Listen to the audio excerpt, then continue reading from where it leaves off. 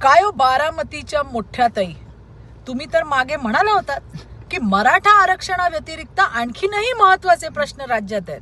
आठवत नसेल ना तर ही स्मरणगोळी तुम्हाला मी देते. पवार साहेब दोनदा नाही 4 वेळा मुख्यमंत्री होते. तेच नाही, आतापर्यंत 11 मुख्यमंत्री मराठा समाजाचे होऊन गेले. का नाही दिलं हो तेव्हा मराठ्यांना आरक्षण? तुम्ही आपल्या 50 वर्षाच्या कारकिर्दीत पवार साहेबांनी अनेक मोठी पदं भूषवलीत आणि राज्यातही त्यांच्याच विचाराचं, त्यांच्याच मार्गदर्शनात 15 वर्ष सरकार होतं. तेव्हा का नाही हो तुम्ही दिलत मराठ्यांना आरक्षण?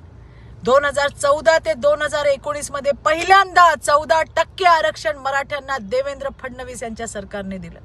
पुढच्या 2.5 वर्षात तुम्हाला आणि तुमच्या महाविकास आघाडीला ते टिकवताही आलं नाही हो. त्यावर बोला हो बारामतीच्या मोठ्या ताई. पुन्हा महायुतीचं सरकार आलं आणि मुख्यमंत्री एकनाथ शिंदेच्या नेतृत्वात पुन्हा एकदा 10% आरक्षण मराठा समाजाला दिलं.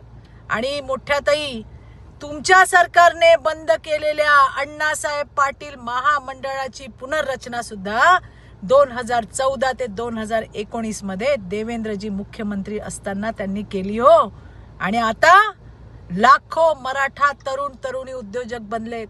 13,000 कोटींचं कर्ज महामंडळाला देण्यात आलंय आणि त्यातील जवळपास 1,300 कोटींचा व्याज परतावा राज्य सरकारच्या माध्यमातून अण्णासाहेब पाटील महामंडळाला दिला गेला. जे महामंडळ मराठा समाजाच्या तरुणांसाठी होतं ते तुमच्या सरकारने बंद केलं. तुम्ही त्यावेळेला कुठे होतात हो मोठ्या ताई बारामतीच्या? इतर समाजाप्रमाणे मराठा समाजातील विद्यार्थ्यांना शिष्यवृत्ती मिळाली पाहिजे या हेतूने बार्टीच्या धर्तीवर सारथी महामंडळ स्थापन करण्यात आलं.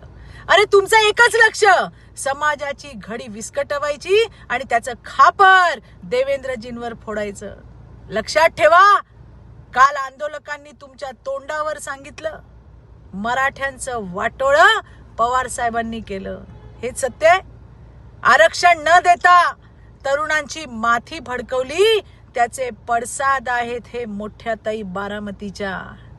आणि सगळ्यात महत्वाचं, मोठ्या ताई, तू इधर उधर की बात मत कर.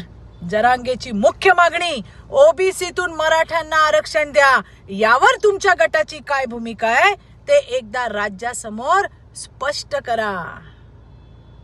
धन्यवाद. जय हिंद, जय महाराष्ट्र.